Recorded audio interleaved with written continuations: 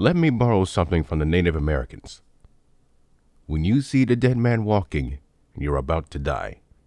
In a way, with this film, when you see the dead king walking, you're about to die tenfold.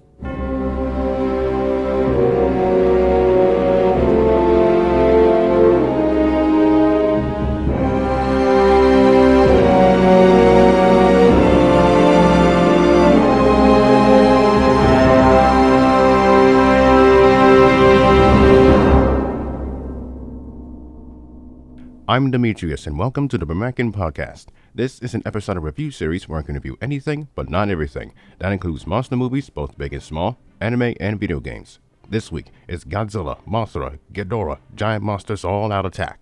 A mouthful of a name that is. It was during the production of Godzilla vs. Megaguirus, where Toho's producer, Shogo Tomiyama, decided to hire a director that is well known for his work on the Gamera trilogy in the late 90s. That man was director Shusuke Kaneko.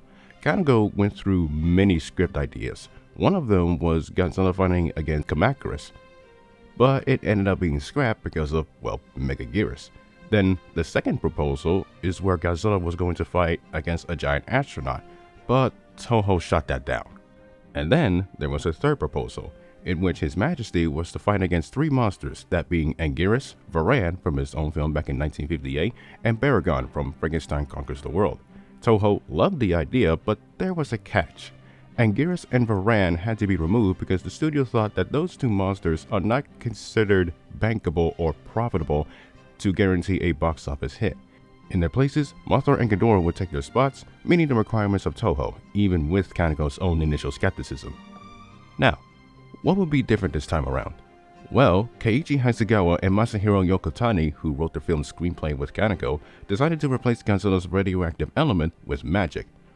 While he is still a mutated dino, His Majesty would be embodied by the ones who were killed or left to die at the hands of the then Imperial Japanese Army during the war in the Pacific, basically the kaiju equivalent of a dead man walking.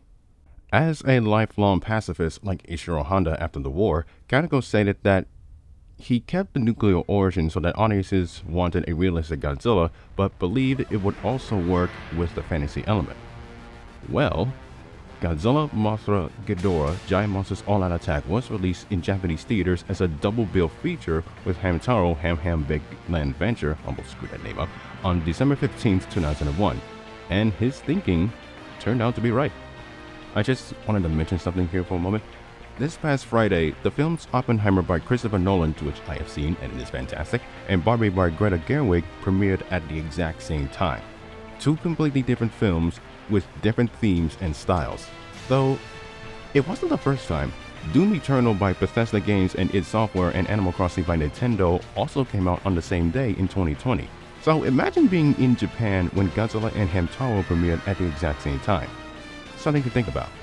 Anyhow, here is the plot synopsis for GMK. Omega? A reporter, notorious for working on pseudo-documentaries, must uncover the legend of the three guardian monsters who must rise to defend Japan from the vengeful spirits within Godzilla.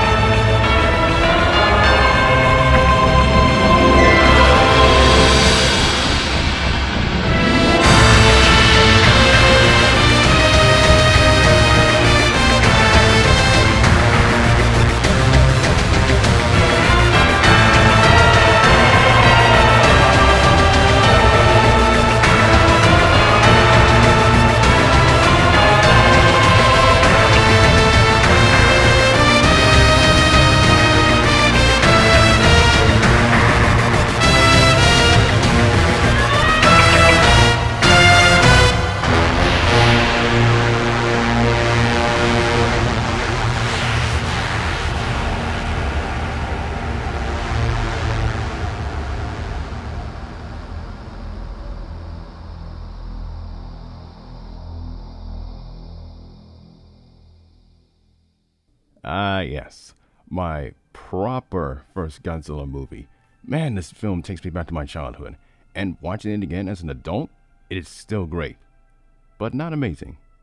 While I dig Godzilla being possessed by the spirits of the Second World War, I found it very confusing on the choices of the Guardian monsters. Mothra and Baragon I can understand, but Ghidorah? That doesn't make any sense considering what it was beforehand. But this is only a standalone film and a one-time thing, so I'll let it slide. I do enjoy the characters here. Yuri is absolutely insane, risking her life just to get the big scoop, even if it is a little too much. Her father is the same way, but at least as a soldier, he can handle it. After all, he did deliver the final blow. The rest of the cast are pretty good as well. Also, I spotted 3 actors from the Heisei Gamera trilogy. I'm not naming names here, I'll let you figure out who they are. I gotta be honest, this version of Godzilla is top tier. Cream with a crack! The soulless wide eyes, his evil personality, although his design is mixed. I think the lower portions of the body could have been less thick for my taste, but at least it works. Mothra looks great, better than what she looked like before.